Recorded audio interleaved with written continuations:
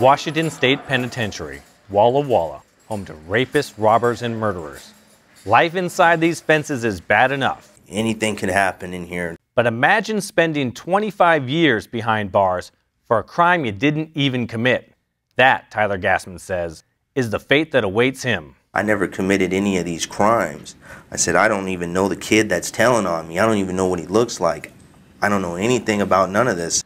In 2008, Gassman and two friends were implicated in a series of home invasion robberies in Spokane, including one here where robbers stole cash and prescription pills. There's one big problem with the case. The only evidence against the three men is the word of a jailhouse snitch named Matt Dunham, who changed his story more than once, but still got his sentence cut to 18 months for testifying. Gassman's attorney, David Partovi, is haunted by the case. I know he's innocent, and I know that he's going to be behind bars for the best years of his life. Lacking evidence, prosecutors dismissed several charges against Gassman and his two friends, Paul Statler and Robert Larson, before they ever got to trial. And in the case where they landed convictions, prosecutors changed the date of the alleged robbery from April 15th to April 17th, just hours before trial, effectively wiping out the men's alibis. When they switched it to the 17th, it became like any other day.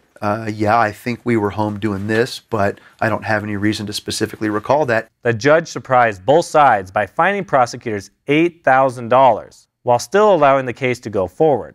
I made an extensive motion to dismiss based on prosecutorial misconduct. The judge ultimately dismissed it because she declined to consider the misconduct that had gone on the other case files. After a jury convicted the men of robbery and assault, a friend of Matt Dunham, Anthony Kojenjai, wrote a letter to Statler's dad, admitting that he helped frame the group.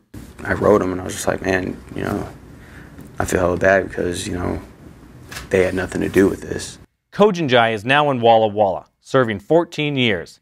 He says he and Matt Dunham framed the group to protect a friend and Dunham's brother, who were actually involved in the robberies. But now I can do something about it, help them with their situation that they shouldn't even be in.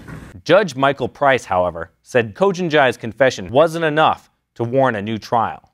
In his ruling, the judge says, the fact that Mr. Gassman's lawyer chose not to call Mr. Kojenjai at trial does not make Mr. Kojenjai's testimony, whatever it may have been, newly discovered. Judge Price, the prosecutors, and the detectives on the case all declined to talk on camera for this story.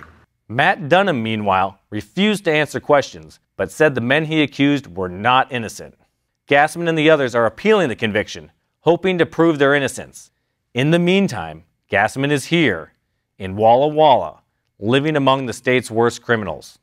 I'm sitting in here for a crime I didn't commit, and they believed one kid that we did this crime so he could get off with only 18 months instead of a sentence like with what I wound up with.